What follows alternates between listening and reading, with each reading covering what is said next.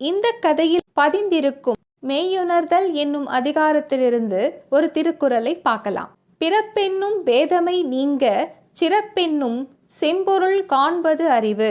இவர் உயர்ந்த பிறப்பினர், இவர் தாழ்ந்த பிறப்பினர் என்ற அறியாமை நம்மிடம் நீங்க வேண்டுமெனில் பெருமை வாய்ந்த செம்பொருளாகிய இறைவனின் அருளால் தோன்றிய மக்களாகிய நாம் அனைவரும் ஒரே இனம் என்பதை உணர வேண்டும் என்பதுதான்.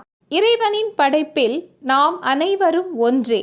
உயர்வு தாழ்வு என்பது மனிதர்களாகிய நாம் உருவாக்கி கொண்டது.